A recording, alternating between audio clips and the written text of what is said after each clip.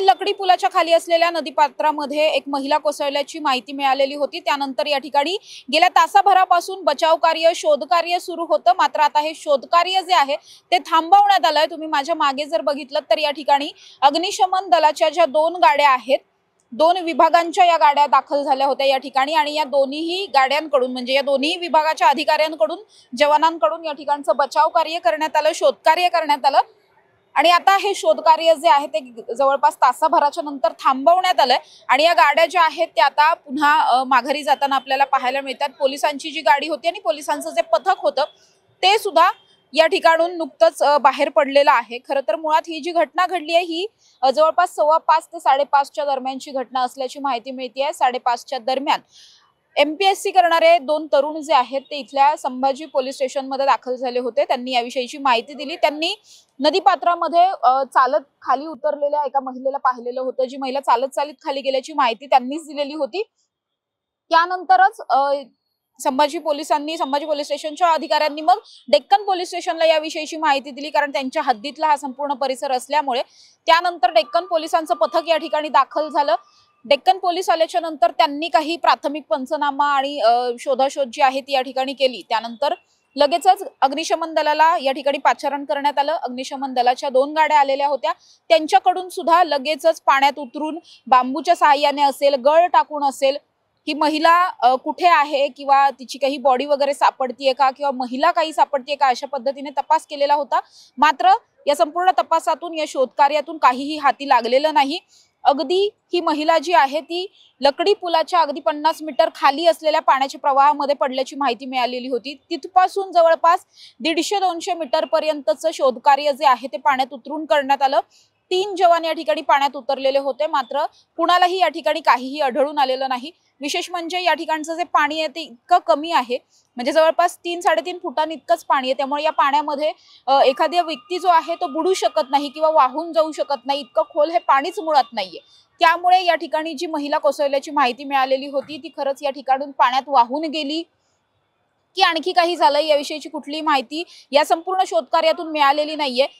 कदाचित असा अंदाज व्यक्त केला जातोय की जी महिला नदीपात्रात उतरलेली होती ती कदाचित नदीपात्रातून बाहेरही पुन्हा आलेली असू शकते, मात्र त्याविषयीचा कुणीही साक्षीदार या ठिकाणी नाहीये, कुणीही या महिलेला परत येताना पाहिलेलं नाहीये। मात्र एखादी व्यक्ती वाहून जाईल इतपत पाणीच या ठिकाणी नसल्यामुळे हे शोधकार्य जे आहे ते आता तासाभरापासून चालू असलेलं थांबवण्यात आलंय।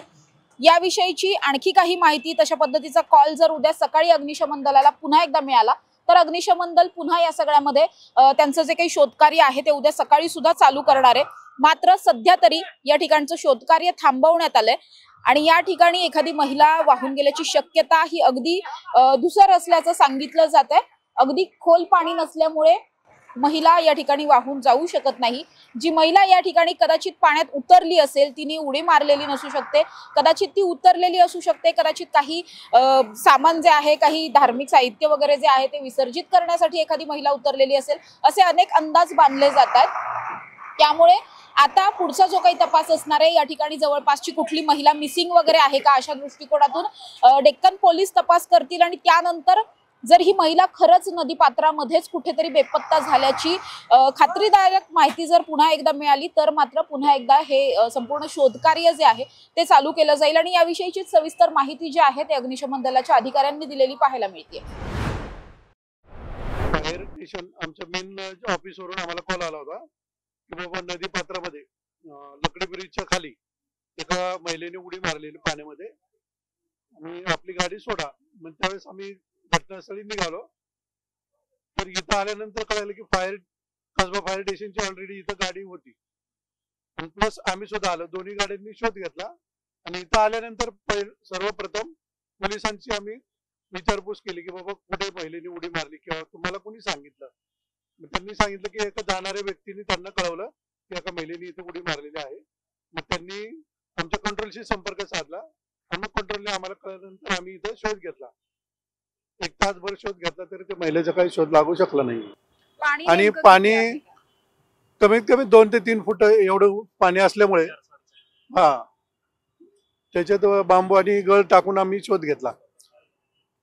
पण एवढ्या पाण्यात वाहून जाऊ शकतो काय? तशी शक्यता कमीच आहे की वाहून जाण्याची।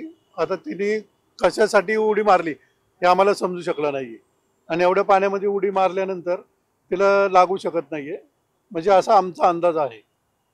तर हो. ही जी माहिती ज्यांनी दिलेली होती पोलिसांनी, ज्यांच्याकडून मिळाली होती पोलिसांना, त्या व्यक्तीला विचारपूस त्याची केली का, की ती व्यक्ती कशी होती दिसायला, किंवा आयडेंटिफाय त्या व्यक्तीला करून शकलेलं आहे? त्या संदर्भात कुठलीही आम्हाला माहिती मिळाली नाहीये.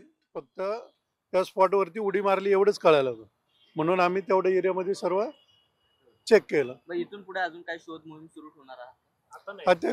आता तरी रात्र झाल्यामुळे हे शोधकार्य थांबवण्यात आलंय. उद्या जर परत कॉल आला तर आम्ही शोध घेऊ. तुमची car, electric panel, data server आगीपासून सुरक्षित आहे का? नाही? मग आजच बसवा F protect temperature activated fire suppression device. यामध्ये आहे eco friendly non toxic pressurised liquid, जे आग लागल्यास क्षणार्धात ऍक्टिव्हेट होऊन आगीवरती मिळवते नियंत्रण. बसवण्यास अतिशय सोपे आणि सुटसुटीत टेकालिपचे एक दर्जेदार उत्पादन एफ प्रोटेक्ट.